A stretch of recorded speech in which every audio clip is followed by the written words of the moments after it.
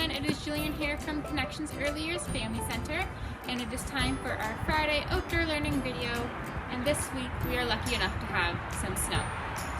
For our topic today, we're going to be looking at our snow kitchen, which might remind you a lot of the mud kitchen that we played with during the spring, and I hope it does because it is the same kitchen just repurposed for different seasons, which is a great way to enjoy it all year round.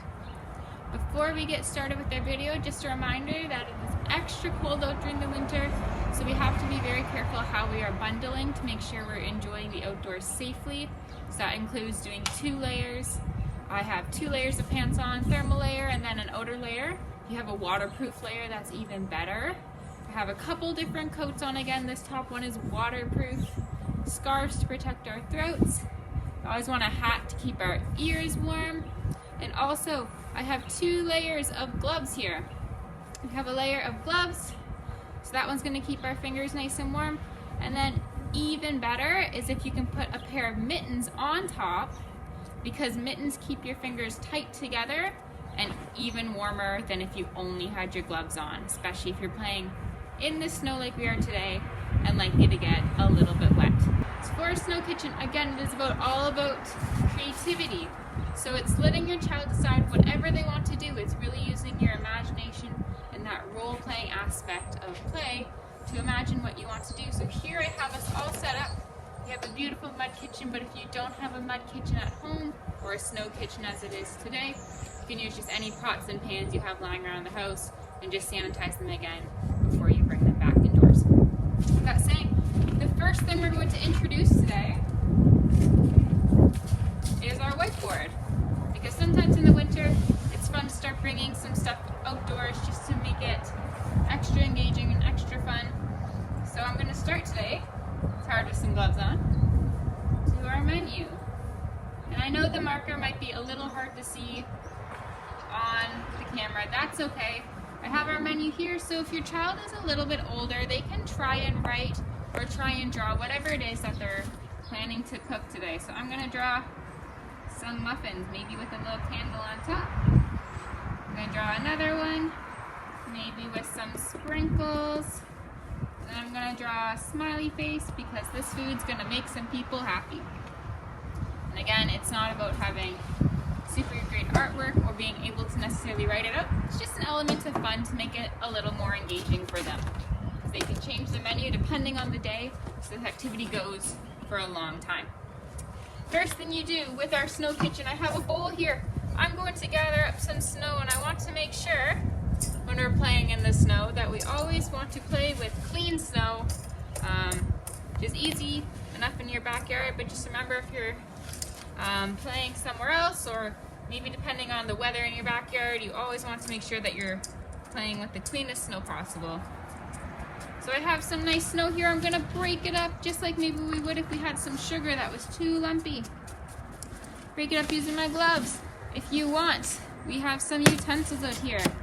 Make it even easier. So here, I'm going to say is my mixture to get my muffins ready.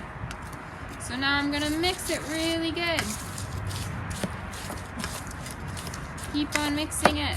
And again, this is also a little bit of working on our motor skills and seeing the different textures of snow as we mix it. So I have some nice mixture going on here. If you want to go the extra mile, you can always add some liquid to see how this changes the texture of the snow. So now it gets a little bit slushy. So again, it's just that extra little bit of experiential learning, or seeing what happens when we add water to snow. Does it turn icy, slushy, stay the same? It's getting a little bit more compact. So here, I'm going to make my muffins using my spoon. Oh, there goes my cup. And I'm going to start spooning out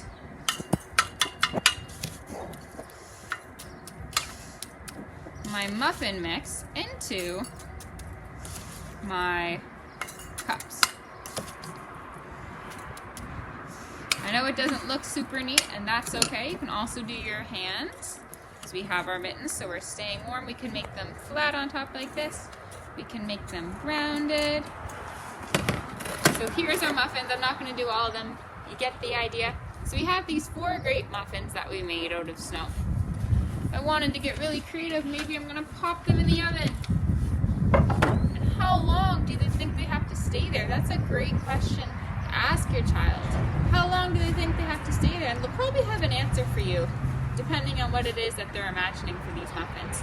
So maybe while you're waiting for these muffins to do it, maybe you're going to do some spinning in the snow. Maybe you're going to make some snow, throw it up in the air, and get snow coming down. And again, it is okay to throw snow as long as you're being safe and not throwing it in other people's faces or at them. Maybe if the snow is still kind of packing, which it is not really today, you want to make a snowman while waiting. Maybe you want to look for birds. There's 1,000,001 options of what you can do. But you're going to wait until your child says that they're ready. The muffins are good to come out of the oven.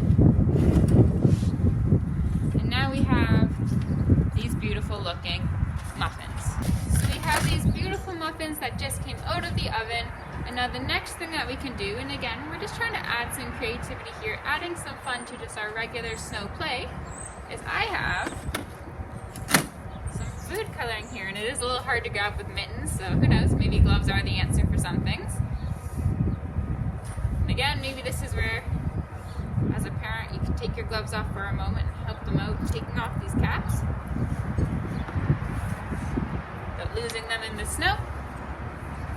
Getting our gloves back on because it is cold out. Alright, so we have our food coloring. Maybe they want to add some fun colors on the snow.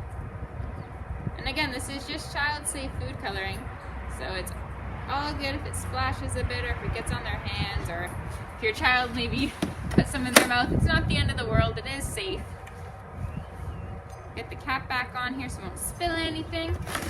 So now we have these amazing looking muffins. Maybe they're strawberry. They look delicious. So now, maybe you guys want to sit down and have a little bit of a snow meal. So I'm gonna sit here and I'm going to invite my friend, Snoopy. Snoopy's gonna come and sit here as well.